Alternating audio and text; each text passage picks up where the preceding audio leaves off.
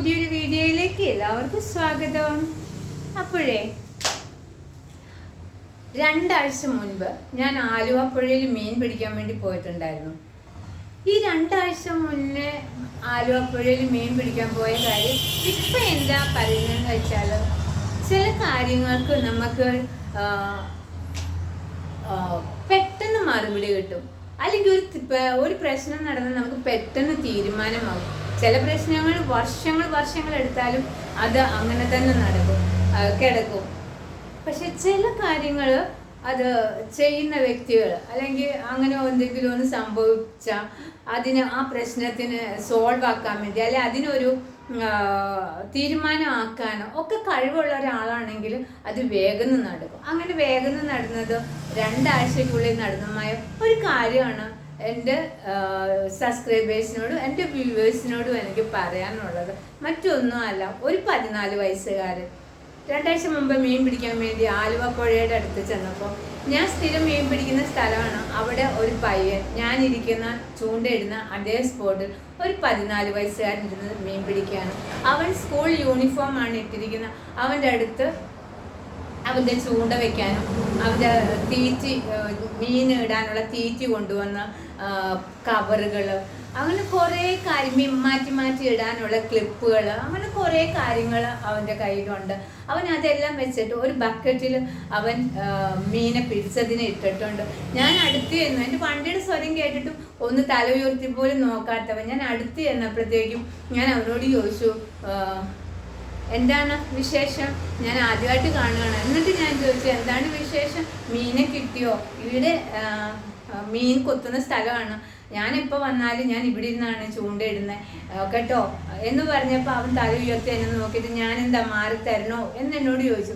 അപ്പോൾ പെട്ടെന്ന് അവന് ഞാനെന്താ മാറി തരണോ എന്ന് ചോദിച്ചപ്പോൾ, അയ്യോ വേണ്ട മോനെ എൻ്റെ പറയായിരുന്നു. അപ്പോൾ അവൻ പറയണേ, ഞാൻ കുറച്ച് കഴിഞ്ഞാൽ പോകും, അപ്പോൾ ഇവിടെ മീൻ ഇട്ടോ, ഇപ്പം സംസാരിക്കരുത് കേട്ടോ, ഇപ്പം മീൻ അടിക്കുന്ന സമയമാണ്. അപ്പോൾ എനിക്കും അറിയാം, നമ്മൾ ഈ പുഴയിലൊക്കെ മീൻ പിടിക്കാൻ വേണ്ടി നിൽക്കുമ്പോൾ നമ്മൾ സംസാരിച്ചിട്ടുണ്ടെങ്കിൽ മീൻ അടിക്കൂല എന്ന് എല്ലാവരും പറയുന്നത് ഞാനും കേട്ടിട്ടുണ്ട്. പക്ഷെ ആ കുഞ്ഞു മനസ്സത് എത്രത്തോളം ഇതായിട്ടാണ് പറയുന്നതെന്ന് വിചാരിച്ചപ്പോൾ അവൻ ആവശ്യങ്ങൾ എന്തെങ്കിലും ഉണ്ടാവുക. എല്ലാവരും ആവശ്യത്തിന് വേണ്ടി തന്നെയാണല്ലോ മീൻ പിടിക്കുന്നത്. അപ്പോൾ ഞാൻ കുറച്ച് മാറിയിരുന്നു, വെള്ളം കുടിച്ചു.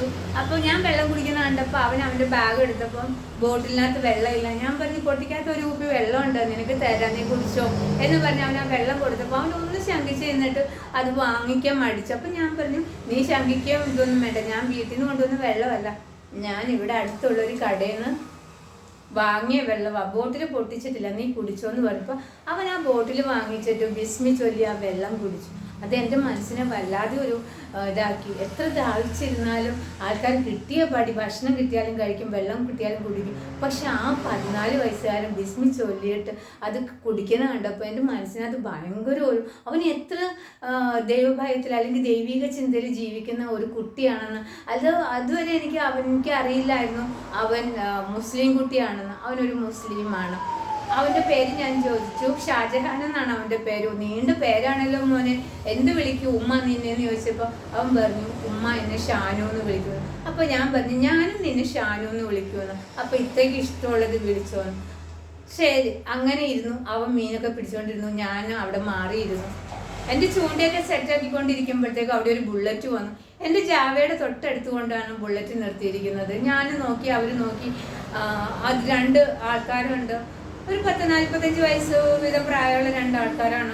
അവരിറങ്ങി വന്നു. അവനോട് ചോദിച്ചു, എന്താടാ ഇന്നൊന്നും കിട്ടിയില്ലേ? അവൻ വേഗം ആ ബക്കറ്റ് അവൻ്റെ സഞ്ചി ഇട്ട് മൂടി വെച്ചു. പക്ഷെ എന്നിട്ടും അവന്മാരത് കണ്ടുപിടിച്ചു. ബക്കറ്റ് പൊക്കി നോക്കി, നല്ല തിരുത കിടക്കുന്നു. അവർ കൊണ്ടുവന്ന കവറിലേക്ക് ആ മീനെ വാരിയിടുകയാണ്. ഞാൻ നോക്കി, ഒരു 10-12 മീനുകളുണ്ട്. എന്നാൽ ഒരെണ്ണം തന്നെ ഉണ്ടാവും, ഒരു 1/4 കിലോ 1/2 കിലോ. അവൻ എത്ര കഷ്ടപ്പെട്ട് പിടിച്ച മീനാണ്. ഇവൻ പോയി തടസ്സം പിടിക്കുകയാണ്, എൻ്റെ മീൻ എടുക്കരുത് എന്ന് പറഞ്ഞ് തടസ്സം പിടിക്കുകയാണ്. അപ്പോൾ ഞാൻ ചോദിച്ചു, എന്താ പ്രശ്നം, എന്തിനാ നിങ്ങൾ അവൻ്റെ മീൻ എടുക്കുന്നത്? അത് നീ ആരാ ചോദിക്കാൻ എന്ന് ചോദിച്ചിട്ട് അവർ വണ്ടി വിട്ടു പോയി. ഈ വണ്ടിക്ക് പുറകെ ഇവൻ ഓടുകയാണ്. ഞാനും പുറകെ ചെന്നു. ഞാൻ ചോദിച്ചു, എന്താടാ പ്രശ്നം, അവർ ആരാണ്, നിന്റെ വല്ലവരും ആണെന്ന് ചോദിച്ചപ്പോൾ, ഇത്താ അല്ല ഇത്താ, ഇവരെപ്പോഴും ഇങ്ങനെ തന്നെയാണ്, എൻ്റെ മീൻ എടുത്തുകൊണ്ട് പോകും, എന്നെ ചിലപ്പോൾ ഇവിടെ തള്ളി താഴെ ഇടും. എന്ത് മനുഷ്യരാണ് അല്ലേ. അപ്പോൾ അതിന് പ്രതികരിക്കണ്ടേ, നീ ആരോടും ഇത് പറഞ്ഞില്ലേ? അപ്പോൾ അതിനെ കുറച്ച് അപ്പുറത്തേക്ക് മാറി ഒരുപാട് ആൾക്കാർ മീൻ പിടിക്കുന്നുണ്ട്. അവരെല്ലാവരും പറഞ്ഞ് മടുത്താണ് ഇത്താ. ഇവിടെ 2-3 ആൾക്കാരൊക്കെ ഇവരോട് ചോദിക്കാൻ വേണ്ടി ചെന്നപ്പോഴത്തേക്കും അവരുമൊക്കെ നല്ല പൂരത്തെറി പറയും. അവരുടെ വീട്ടിലിരിക്കുന്ന ഉമ്മ പെങ്ങന്മാരും ഒക്കെ പറയുകയും ചെയ്തു, അനാവശ്യം പറയുകയൊക്കെ ചെയ്തു. ഇവന്മാർ ഇവിടുത്തെ വലിയ ആൾക്കാരാണ്, എന്താണ് ഈ വലിയ ആൾക്കാർ ഒരിക്കലും ഇങ്ങനത്തെ തെണ്ടിത്തരം ചെയ്യില്ല മോനെ എന്ന് പറഞ്ഞ് അവനെ ആശ്വസിപ്പിച്ചുകൊണ്ട് വന്നു. ഇനി നമുക്ക് മീൻ പിടിക്കാം. പക്ഷെ അവൻ അവിടെ ഇരിക്കുമ്പോഴൊക്കെ ആ കുഞ്ഞിക്കണ്ണിങ്ങനെ നിറഞ്ഞ് ഒഴുകുവാണ്. ഞാൻ നീ കരയണ്ട, ആ മീൻ എത്ര രൂപയ്ക്ക് നിനക്ക് ഉണ്ടായിരുന്നിരിക്കുക? അവൻ പറഞ്ഞു, ഒരു 350 രൂപയുടെ മീനുണ്ടായിരുന്നു. ഞാനും മനസ്സിൽ ചിന്തിച്ചത് അത് തന്നെയായിരുന്നു. ഒരു 1-1.5 കിലോ മീനുണ്ട്, അതൊരു 350 രൂപ. കാരണം നമ്മൾ കൊടുക്കുമ്പോൾ കടക്കാർ അതിൽ കൂടുതൽ വിൽക്കുമെങ്കിലും പിടിച്ചോണ്ട് കൊടുക്കുന്നവർക്ക് തുലോം പൈസയാണ് കിട്ടുന്നത്. അത് വെച്ച് നീ മീൻ എവിടെയാണ് കൊടുക്കാറുള്ളത്?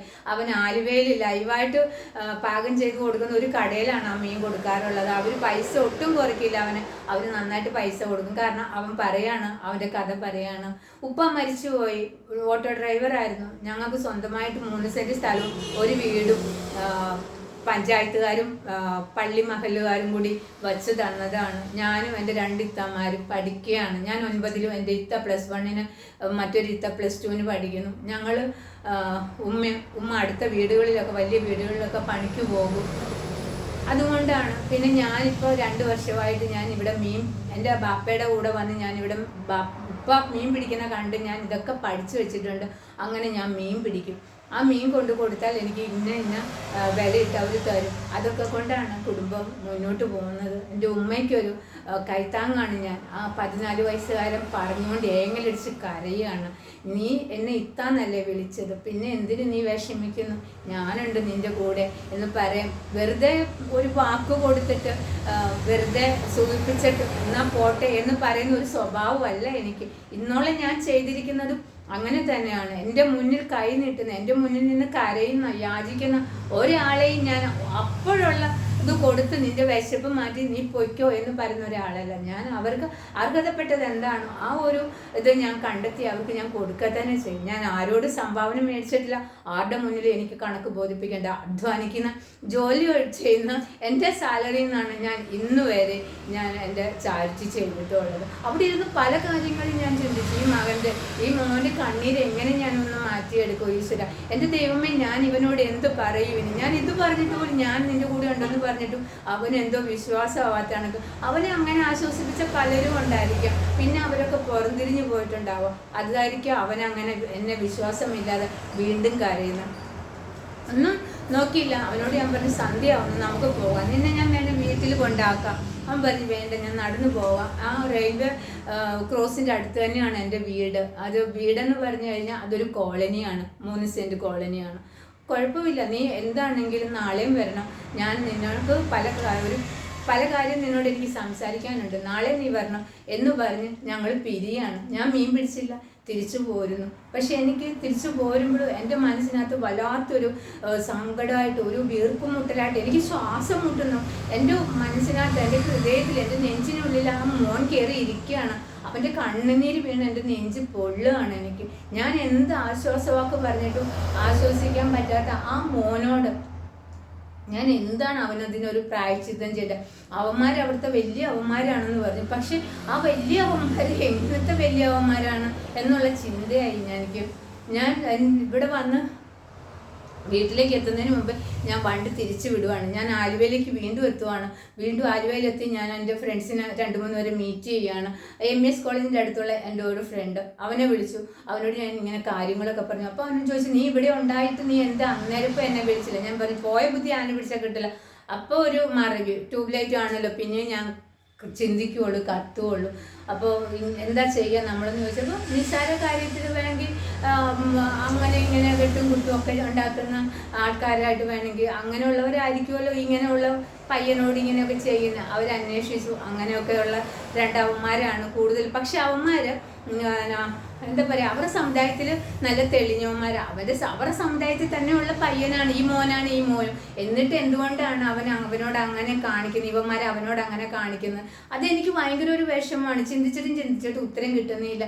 നിന്നിൽ ഒരുത്തൻ, നിന്റെ ഒപ്പം ഉള്ളവൻ ഒരു വീഴ്ച വരുമ്പോൾ, അല്ലെങ്കിൽ അവൻ നിന്നിലും താഴ്ന്നയാണെങ്കിൽ അവനെ കൈപിടിച്ച് ഉയർത്തുന്ന ഒരു സംസ്കാരം, ഒരു കരുണ മുസ്ലിം സഹോദരങ്ങൾക്ക് അവരെ ഇതിലുണ്ട്. അവരത് അങ്ങനെ തന്നെ ചെയ്യും എന്നൊക്കെ എനിക്കറിയാം. കാരണം എൻ്റെ ഫ്രണ്ട്സൊക്കെ എനിക്ക് പറഞ്ഞു തന്നിട്ടുണ്ട്. അവർ പറയുന്ന പല കഥകളിലും അങ്ങനെയുണ്ട്. നമ്മൾ സോഷ്യൽ മീഡിയയിലൊക്കെ കാണുന്നതും അതൊക്കെ തന്നെയാണ്. പക്ഷേ എന്നിട്ട് എന്താണ് നെറുകെട്ടവന്മാർ ഈ ആൺകുട്ടിയോട് ഇങ്ങനെ ചെയ്യുന്നത് എന്നൊരു ചിന്ത എൻ്റെ മനസ്സിന്. അപ്പോൾ ഇത് പുറം ലോകത്തെ അറിയിക്കണം, അങ്ങനെ ചെയ്യണം, ഇങ്ങനെ ചെയ്യണം. ഇത് പിറ്റേന്ന് ചെല്ലുമ്പോഴത്തേക്കും ഇവന്മാരറിയാതെ തന്നെ എൻ്റെ ഹെൽമെറ്റിൽ ക്യാമറ ഇരിപ്പുണ്ട്. ആ ക്യാമറയിൽ ഇവന്മാരെ എടുക്കണം, സംസാരിക്കണം. ഞാൻ സംസാരിക്കുന്നതും ഇവന്മാർ സംസാരിക്കുന്നതും ഒക്കെ എടുത്ത്, അല്ലെങ്കിൽ ലൈവായിട്ട് തന്നെ എൻ്റെ ചാനലിൽ ഇടണം എന്നൊക്കെ ഞാൻ ചിന്തിച്ചുകൊണ്ടിരിക്കുക. അങ്ങനെ പിറ്റേന്ന് ഞാൻ അന്ന് അവിടെ എൻ്റെ ഫ്രണ്ടിൻ്റെ വീട്ടിൽ താമസിച്ചു. പിറ്റേന്ന് വൈകുന്നേരമായി. പതിവ് പോലെ ചൂണ്ടയിടാൻ വേണ്ടി അവനും വന്നു, ഞാനും വന്നു. അവരോട് ഞാൻ ഒരുപാട് കാര്യങ്ങളൊക്കെ സംസാരിച്ചു. പക്ഷെ ഞാൻ തലേന്ന് എന്തിനവിടെ വെയിറ്റ് ചെയ്തോ എൻ്റെ ഫ്രണ്ട്സ് എന്താ പറയുക, ഇവന്മാരോട് സംസാരിച്ചപ്പോൾ അവർക്ക് മുട്ടി നിൽക്കാൻ പറ്റില്ല എന്ന് തോന്നിയിട്ടാവാം. അതായത് എൻ്റെ ഫ്രണ്ട്സിന് മുട്ടി നിൽക്കാൻ പറ്റുന്നില്ലെന്ന് തോന്നിയിട്ടാവാം അവർ ആ ഉദ്യമം ഉപേക്ഷിച്ചു. എന്നോട് പറഞ്ഞു, സോറി ബീന ചേച്ചി, ഞങ്ങളത് ചെയ്തു കഴിഞ്ഞാൽ ഞങ്ങൾ തന്നെ ചീത്തയായി പോകും, അത്രയും ചീത്ത അവന്മാരാണ്, നീ ചേച്ചി ഞങ്ങളോട് ക്ഷമിക്കാൻ പറഞ്ഞു. കാരണം അവർ പഠിക്കുന്ന കുട്ടികളാണ് എൻ്റെ ഫ്രണ്ട്സ് എന്ന് പറഞ്ഞാൽ. ശരി മക്കളെ, നിങ്ങളൊരു പ്രശ്നത്തിനും പോകണ്ട, ചേച്ചിയെ കൊണ്ട് പറ്റുന്നത് കൊണ്ട് ചേച്ചി ചെയ്യാമെന്ന് പറഞ്ഞു. അന്ന് അവന്മാർ മീൻ പിടിക്കാൻ വേണ്ടി, ഞങ്ങൾ മീൻ പിടിക്കാനിരിക്കുന്നിടത്തേക്ക് അന്ന് അവന്മാർ വന്നില്ല. ഞാൻ ഇവനോട് പറഞ്ഞു, നീ ഈ പുഴക്കരയിൽ കൂട്ടുകൂടിയിരുന്ന് മീൻ പിടിക്കുന്ന ആൾക്കാരുടെ അടുത്തേക്ക് പോയി മീൻ പിടിക്കണം. ഒറ്റയ്ക്ക് മാറിയിരിക്കുമ്പോഴാണ് ഇവന്മാർ നിന്നെ ഇങ്ങനെ പറ്റിക്കാൻ വേണ്ടി വരുന്നത്. അതല്ല എന്നുണ്ടെങ്കിൽ നീ പാലത്തിൽ നിന്ന് ചൂണ്ടയിടുന്ന ഒരു ട്രിക്കുണ്ട്.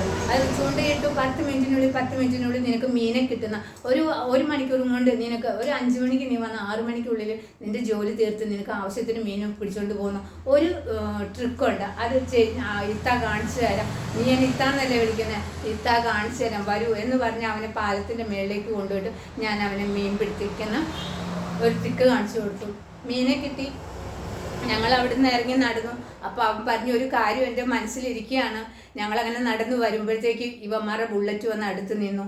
ഇവന്മാർ ചോദിച്ചു, നീ എന്താടാ പുഴയിൽ നിന്ന് മീൻ പിടിക്കാതെ പാലത്തെ കയറി നിന്ന് മീൻ പിടിച്ചതെന്ന് ചോദിച്ചു. അപ്പോൾ അവൻ പറഞ്ഞു, പാലത്തിൽ നിന്ന് മീൻ പിടിച്ചാലും പുഴയിലെ മീനെ തന്നെയാണ് കിട്ടുന്നത് എന്ന് പറഞ്ഞിട്ട് അവൻ മുന്നോട്ട് കണ്ടപ്പോൾ, നോക്കട്ടെ നിനക്ക് എന്താ കിട്ടിയെന്ന്. നിങ്ങൾ നോക്കട്ടെ, ഞാൻ നോക്കിയാൽ പിടിച്ചതെന്ന്. അവൻ, ഇതാരാ നിൻ്റെന്ന് ചോദിച്ചപ്പോൾ ഇതെൻ്റെ ഇത്തയാന്ന് പറഞ്ഞു. ആ ശരി, നിൻ്റെ ഇത്തനെ ഇമ്മാനെയൊക്കെ കാണിച്ചു തരാം ഞാൻ എന്നും പറഞ്ഞിട്ട് ഇവന്മാർ ബലമായിട്ട് ബാക്കിലിരുന്നവൻ ഇറങ്ങി ഇവൻ്റെ ബക്കറ്റെ പിടിക്കണം. അപ്പോൾ തന്നെ അടുത്ത് ഓട്ടോ സ്റ്റാൻഡൊക്കെ ഉണ്ട്, ആൾക്കാരും കടകളും ഒക്കെ ഉണ്ട്. അവൻ ഒച്ചയിട്ടു, ആൾക്കാരൊക്കെ വന്നു. ഇതിവിടുത്തെ നിത്യസംഭവമാണ്. ഈ ചെക്കനെ ഇവന്മാർ ജീവിക്കാൻ സമ്മതിക്കില്ലല്ലോ, എന്ത് കഷ്ടമാണ് ഇത്, പോലീസിനെ വിളിക്കണം. അങ്ങനെയാണെങ്കിൽ വിളിക്കണം മറ്റവന്മാർ മറിച്ചവന്മാരെന്ന് പറഞ്ഞുകൊണ്ട് ഈ ബൈക്കേ വന്നവന്മാർ ഒച്ചപ്പാടും ബഹളും. ഒന്നും ചെയ്യാൻ പാടില്ലാത്തൊരവസ്ഥ, എന്താ ചെയ്യേണ്ടതെന്ന് അറിയാൻ പാടില്ലാത്തൊരവസ്ഥ. ആൺകുട്ടിയും ആ ബൈക്കിൽ വന്നവന്മാർ തമ്മിൽ ഒച്ചപ്പാടും ബഹളമാണ്. മീനൊക്കെ താഴെ പോയി. അവന്മാർ അത് ബാക്കിലിരുന്നവൻ ഇറങ്ങി വന്ന് മീനൊക്കെ ചവിട്ടി അരച്ച് താഴെ ഇട്ടു. ഇന്നും അവൻ അത് തന്നെ സംഭവിച്ചു. ഞാനൊന്നും മിണ്ടിയില്ല, കാരണം അത്ര ആൾക്കാരുടെ മുന്നിൽ നമുക്ക് മിണ്ടാൻ ഒന്നുമില്ല. ഞാൻ അവനെ കൂട്ടിക്കൊണ്ട് പോയി. അന്ന് അവൻ്റെ ആ 2ാമത്തെ ദിവസം ഞാൻ അവൻ്റെ പോക്കറ്റിലേക്ക് എൻ്റെ കയ്യിലുണ്ടായിരുന്ന കുറച്ച് പൈസ വെച്ചിട്ട് പോകും. നാളെ നീ ഒരു കാര്യം ചെയ്യണം. ആ കാര്യം ഞാൻ അവന് പറഞ്ഞു കൊടുത്തു. മറ്റൊന്നുമല്ല, അവൻ്റെ ആ ബുള്ളറ്റിൽ വരുന്ന അവൻ്റെ 2 മക്കളും ഇവൻ പഠിക്കുന്ന സ്കൂളിൻ്റെ പേര് ഞാൻ പറയുന്നില്ല, എങ്കിലും ആ മുസ്ലിം സ്കൂളിലാണ് അവൻ്റെ മക്കളും പഠിക്കുന്നത്. നീ നേരെ ചെല്ലുക, HM-നെ കാണുമോ, പറ്റുമെങ്കിൽ നീ നിൻ്റെ ഉമ്മാനെ കൂട്ടിക്കും. അപ്പോൾ അവൻ പറഞ്ഞു, എൻ്റെ ഉമ്മ ഇതൊന്നും അറിഞ്ഞിട്ടില്ല, എൻ്റെ ഉമ്മയോട് ഞാൻ ഇതൊന്നും പറയത്തില്ല, മീൻ കിട്ടിയില്ല എന്നേ പറയാറുള്ളൂ. സാരമില്ല, എങ്കിൽ നീ ഒറ്റയ്ക്ക് പോയിക്കോ. അവനത് പേടിയാണ്, HM-നെ ഭയങ്കര പേടിയാണ്. അവിടെ ഉള്ളവരൊക്കെ ഇവൻ്റെ മക്കൾ അവിടെ പഠിക്കുന്നതുകൊണ്ട് തന്നെ ഇവനെ ഭയങ്കര കാര്യമാണ്. അത് മാത്രമല്ല, അവിടുത്തെ PTA പ്രസിഡൻറ്റും കൂടിയാണ് ഈ അപലക്ഷണം കെട്ട അലവലാതിയായ തെണ്ടിത്തർമ്മക്കാരനായ ഈ നാറി. ആരും കേട്ടില്ല. അപ്പോൾ എനിക്ക് ഒന്നും കൂടി ഉഷാറായി. ഞാൻ പറഞ്ഞു, നാളെ നീ എപ്പോഴാണ് സ്കൂളിൽ പോകുന്നത്, അവൻ പറഞ്ഞു ഇത്താ ഞാൻ 9 മണിയാകുമ്പോൾ പോകും. ഓ ശരി ആയിക്കോട്ടെ. അവൻ്റെ ക്ലാസ് ടീച്ചറിൻ്റെ പേരും ഒക്കെ ചോദിച്ച് മനസ്സിലാക്കി 3-ാം ദിവസം ഞാൻ ചെല്ലുമ്പോഴത്തേക്കും അവന് കണ്ടില്ല. രാവിലെ ഞാൻ സ്കൂളിൻ്റെ ഗേറ്റിൻ്റെ ചെന്നപ്പോൾ 9 മണിക്ക് വരുന്നവനെ നോക്കി എന്നിട്ട് കണ്ടില്ല. കുറച്ച് കഴിഞ്ഞപ്പോൾ ഞാൻ ഒരു കുട്ടിയോട് ചോദിച്ചു, ഷാജഹാൻ്റെ ക്ലാസ്സിൻ്റെ ഇത് ചോദിച്ചു. അവരെന്നോട് പറഞ്ഞ് കയറി വാ കാണിച്ചു തരാമെന്ന് പറഞ്ഞു. ഞാൻ കയറി ചെന്നു. അപ്പോഴത്തേക്കും അവിടുന്ന് കുറച്ച് സാർമാരും ടീച്ചേഴ്സും ഒക്കെ ഇറങ്ങി വരുന്നുണ്ടായിരുന്നു. എന്നോട് ചോദിച്ചു എന്താ കാര്യം, കാരണം ഞാൻ വന്ന വണ്ടിയൊക്കെ കണ്ടപ്പോഴത്തേക്കും അവരെന്തോ ഇതായി. അപ്പോൾ ഞാൻ പറഞ്ഞു ഞാൻ ഷാജഹാനെ ഒന്ന് കാണാൻ വേണ്ടി വന്നതാണ് എന്ന് പറഞ്ഞു. അതെന്താ ഷാജഹാൻ്റെ വീട്ടിൽ പോയി കാണാമായിരുന്നില്ല, എന്താ ഷാജഹാനായിട്ട് ആരാണ് എന്നൊക്കെ ചോദിച്ചപ്പോൾ പറഞ്ഞു അവൻ എൻ്റെ ഒരു അനിയനാണ്. അവർക്കത് വിശ്വാസമായില്ല. എങ്കിലും ഷാജഹാന് ഒരു മോൻ പോയി വിളിച്ചോണ്ട് വന്നു. ഞാൻ ഷാജഹാനും ആയിട്ട് HMൻ്റെ റൂമിലേക്ക് പോവുകയാണ്. അവിടെ ചെന്ന് HMനോട് ഞാൻ അവന് ഈ 3-ാമത്തെ ദിവസം ഉള്ള കാര്യം മുഴുവനും ഈ HMനോട് പറയാണ്. അപ്പം തന്നെ HM അവൻ്റെ ക്ലാസ് ടീച്ചറിനെ വിളിപ്പിക്കുകയാണ്. അവരും വന്നു. ഇവരെ കണ്ടായിരുന്നല്ലോ, ഷാജഹാനെ അന്വേഷിച്ചു. അതെ, HM പറഞ്ഞു ഇന്ന കാര്യമാണ്. ടീച്ചറിൻ്റെ ക്ലാസ്സിൽ ആ കുട്ടികളുടെ ബാപ്പാനെ ഇപ്പം തന്നെ വിളിപ്പിക്കാൻ പറയുക എന്ന് പറഞ്ഞ് HM സംസാരിച്ചു. അതിന് ശേഷം ഞാൻ തിരിച്ചു പോരുന്നു. കാരണം അവർ വരുന്ന എപ്പോഴാണെന്നോ നാളത്തേക്കോ ആയിരിക്കാം. അങ്ങനെ പോരുന്നു. അതിനുശേഷം ഇന്ന് രാവിലെയാണ് എന്നെ ഷാജഹാൻ വിളിക്കുന്നത്. അതിനുശേഷം എനിക്ക് പോകാനൊന്നും പറ്റിയിരുന്നില്ല. അല്ലെങ്കിൽ തന്നെ ഞാൻ പുഴയിൽ മീൻ പിടിക്കാൻ 3 ദിവസമൊന്നും അടുപ്പിച്ച് പോകാറുമില്ല. മാസത്തിൽ 1 ദിവസം 2 ദിവസം മാത്രമാണ് പോകുന്നത്. അപ്പോൾ ഇന്ന് അവൻ എന്നെ വിളിച്ചിട്ട് പറഞ്ഞു ഇത്ത പറഞ്ഞ പോലെ എല്ലാം നടന്നിരിക്കുന്നു. അവന് നാണക്കേടായി. അവൻ്റെ മക്കളെ കൊണ്ട് അവനെ വിളിപ്പിച്ചു. അവന് ഭയങ്കര നാണക്കേടായി. HMും ടീച്ചറും കൂടി അയാളോട് സംസാരിച്ചു. ഷാജഹാൻ്റെ മീൻ എടുത്തുകൊണ്ട് പോകുന്നു. അവൻ അത്രയും കഷ്ടപ്പെട്ട് അവൻ്റെ ഉമ്മയ്ക്കൊരു കൈത്താങ്ങായിട്ട് ചെയ്യുന്നതല്ലേ, നിൻ്റെ സഹോദരൻ തന്നെയല്ലേ എന്നൊക്കെ HM ചോദിച്ചു. ക്ലാസ് ടീച്ചറാണെങ്കിൽ എല്ലാവരുടെയും മുന്നിൽ വെച്ച് ഇവൻ്റെ മക്കളോട് ഈ കാര്യത്തെക്കുറിച്ച് പറഞ്ഞു. ക്ലാസ് മുഴുവനും പാട്ടായി. ഇവൻ്റെ അച്ഛൻ ഇങ്ങനെ ചെയ്യുന്നു, സോറി ഇവൻ്റെ അച്ഛൻ അങ്ങനെ ചെയ്യുന്നു എന്ന് ഉള്ളത് പാട്ടായി. നാണക്കേടായി. അന്ന് വരെ അയാളെടുത്ത മീൻ്റെ പൈസയൊക്കെ കൊടുക്കുക എന്നൊക്കെ അയാൾ പറഞ്ഞു. പക്ഷെ അവനതൊന്നും വേണ്ടാന്ന് പറഞ്ഞു. ഇനി മേലാൽ എടുക്കാൻ വരരുതെന്ന് പറഞ്ഞു. പിന്നെ ഇയാൾ പറയാണ് എങ്ങാണ്ടൊന്നും ഒരു സ്ത്രീ വന്നിട്ടാണ് ഇതെല്ലാം. അപ്പോൾ അവരുടെ HMും ക്ലാസ് ടീച്ചറും പറഞ്ഞു എങ്ങാണ്ടൊന്നും വന്ന സ്ത്രീയല്ല, അവർ ഇന്ന സ്ഥലത്ത് ഇന്ന ഹോസ്പിറ്റലിൽ വർക്ക് ചെയ്യുന്ന ഒരു സ്ത്രീയാണ്. അവർ വന്നതും കൊണ്ട് ഇതറിഞ്ഞു. അത് അവൻ്റെ ഇതിൽ തന്നെ അവൻ്റെ ഉമ്മാനെയും വിളിപ്പിച്ചിട്ടുണ്ടായിരുന്നു. ഉമ്മ അറിഞ്ഞപ്പോഴും ഷാജഹാനോട് ഉമ്മയും ചോദിച്ചെന്ന് പറഞ്ഞ് എന്തുകൊണ്ട് നിൻ്റെ ഇത്താനെ വീട്ടിലേക്ക് നീ ക്ഷണിച്ചില്ല എന്ന്. അപ്പോൾ ഇന്ന് വൈകുന്നേരം ഞാൻ ഷാജഹാൻ്റെ വീട്ടിലേക്ക് പോകുന്നുണ്ട്. ഇത് പറഞ്ഞപ്പോൾ എനിക്ക് കരച്ചിൽ വന്നു. കാരണം നമ്മൾ സഹായിക്കുക എന്നുള്ളതല്ല, അല്ലെങ്കിൽ നമുക്ക് ഒരാൾക്ക് നമ്മൾ സഹായിക്കുന്ന ഒരു വ്യക്തിക്ക്, അല്ലെങ്കിൽ നമ്മളോട് സങ്കടം വരുന്ന ഒരു വ്യക്തിക്ക് ആ സങ്കടത്തിന് ഒരു സൊല്യൂഷൻ കണ്ടുകൊടുക്കുക എന്ന് പറയുന്നതാണ് ഏറ്റവും വലിയ ചാരിറ്റി എന്നാണ് ഞാൻ വിശ്വസിക്കുന്നത്. എന്നെക്കൊണ്ട് അത് സാധിച്ചതിലും എനിക്ക് ഒരുപാട് സന്തോഷമുണ്ട്. അപ്പോൾ ഞാൻ ഇന്ന് വൈകുന്നേരം ഷാജഹാൻ്റെ വീട്ടിൽ പോകുന്നുണ്ട്. ഷാജഹാൻ്റെ ഉമ്മാനെയും ഇത്താമാരെയും ഒക്കെ എനിക്ക് കാണണം. അവർക്ക് ചെറിയൊരു ഗിഫ്റ്റൊക്കെ മേടിച്ചിട്ടുണ്ട്. പിന്നെ ഷാജഹാന് ഞാൻ കുറച്ച് എന്താ പറയുക, എൻ്റെ ഉണ്ണിക്കുട്ടൻ BAക്കാന്നും ഇവൻ 9-ലാണെന്നുള്ളൂ. സെയിം എൻ്റെ ഉണ്ണിക്കുട്ടനെ കണക്ക് തന്നെ ഒരു പൊന്നുമോനാണ്. ഉണ്ണിക്കുട്ടനെ നിങ്ങൾക്കറിയാലോ, നമ്മുടെ താമസിക്കുന്ന വീട്ടിലെ തൊട്ടടുത്തുള്ള ഒരു വീട്ടിലെ കുട്ടികളാണ് ഉണ്ണിക്കുട്ടനും അമ്മമ്മോളും. അപ്പോൾ എൻ്റെ മക്കളെ പോലെയാണ് ഞാൻ അവരെ ഇപ്പം നോക്കുന്നതും അവരുടെ കാര്യങ്ങളൊക്കെ നടത്തുന്നതും വളർത്തുന്നതെന്ന് പറയാം.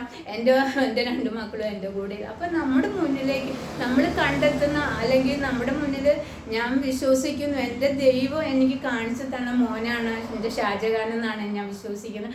അപ്പം അത്രേ ഉള്ളൂ. എന്തും പറയുന്നത് ആൾക്കാർ പറയുന്നത് അവിടെ കേട്ടത് ഇവിടെ കേട്ടതുമല്ല, ഞാൻ കണ്ടതും ഞാൻ ഉൾപ്പെട്ടതുമായ കാര്യങ്ങളാണ് കണ്ടൻ്റാക്കി എൻ്റെ ചാനലിൽ ഞാൻ നിങ്ങളോട് പറയുന്നു. അപ്പോൾ എന്നെ കേൾക്കുന്ന 10 പേരാണെങ്കിലും ഞാൻ നിങ്ങളോട് നന്ദിയുള്ളവളാണ്. അപ്പോൾ അടുത്തൊരു വീഡിയോയുമായി വീണ്ടും കാണാം.